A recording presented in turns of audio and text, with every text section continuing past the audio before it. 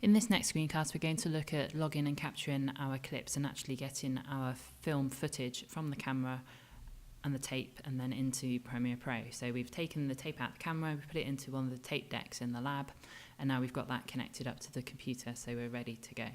If we've got Premiere Pro open and we go to File and Capture, we should bring up a window that tells us that we're talking to that tape deck. So we can see that it says stopped, so it's connected. At this point, we can start filling in some data that relates to our tape and our clips. So we give our tape a name. Again, this is useful if you're using multiple tapes and you have to go back and capture from those tapes again. So if you have them all named and labelled, then that's good practice. We'll give our clip a name. So we've given this one a clip name of Intro 1. Just because that's what we're kind of looking at a presentation, so we'll kind of call this clip our introduction. We can put any other details we might want to use in these boxes here. The most straightforward way to capture your footage is to just capture it straight from the tape. If you want to do that, so for this example, we've just got a presentation that we could have just started it and run it and stopped it at the end. We don't need to really pick out individual little clips. So if we want to do it that way, if we go to tape, then we should start capturing directly from the tape. So we can see that the footage is playing, and that will capture as we go along. And then if we look at the top, that gives us our next instruction. So to stop importing at this point, if we press escape, then we'll get those details again about our clip. So we get another opportunity to make any additional details there and add any notes. We click OK, and then we'll see that our clip appears down in this corner, so it's ready to use on a timeline. Another way of importing your clips is if you've taken multiple takes of a certain scene. It might be that you know that take 1, 2, and 3 are no good, but you're looking for take 4, so you'll find a point in your tape. So we can forward through. If we just go through the tape a little bit further, and we pause it here, what we can start doing now is setting in and out points. So these two icons here will set us an in and out point. So we set an in point, and we'll see that the data of the time code is entered here. And then if we forward through a little bit further, and we stop there, we can set an out point. So that might be what we've got contained in our one scene that we wanted to capture. So at this point, if we know we've just got that one little chunk we want to bring into our timeline, if we do capture in out, then what should happen is the tape should automatically go back to that in point, so the time code. It will look for this time code here, and then it will start capturing, and it should stop at the next time code. So we'll just give that a chance to run through.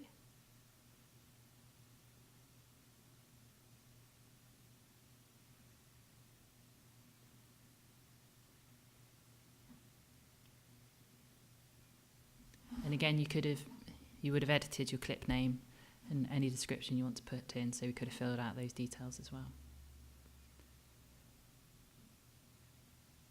Just wait for that number. So it should stop at this point. Just check our numbers, that's it. Click OK, so now we've got those two clips.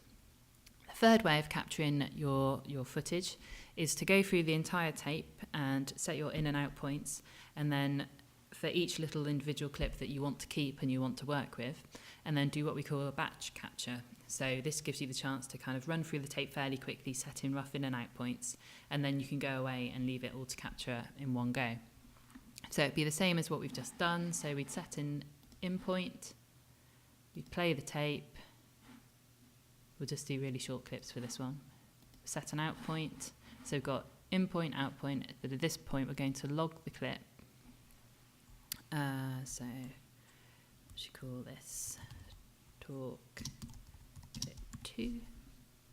Actually, let's call it clip 3, just so we've got some slightly different data going on. So you'll see that it appears down here in the window, but it's got a question mark. So it knows that we want to use that clip, but it hasn't actually got the data from the footage yet to fill that clip.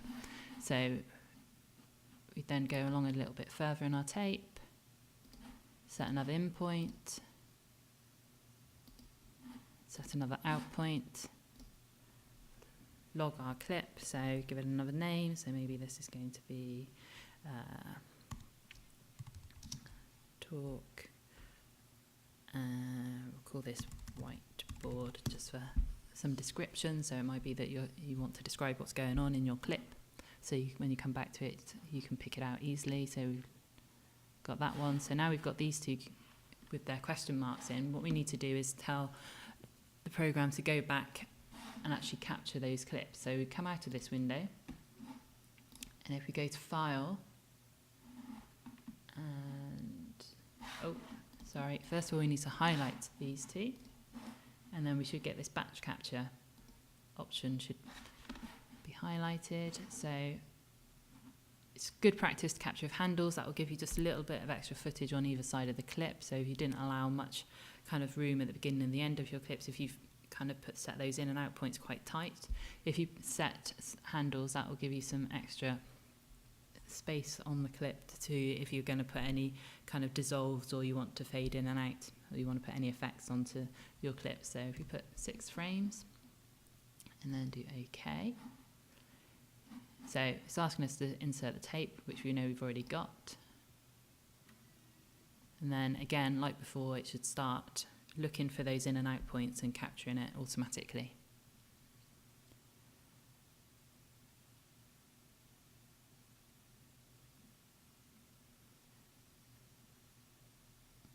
So we can see that it's capturing that clip free. And we can see down in the corner that that clip's changed, so now it's populated with the footage that we've taken. And then we can see that the data up here has changed again. And we've got our film clips all down the bottom, and if we click OK, you can close this window, and then we're ready to start working with our clips and building our timeline.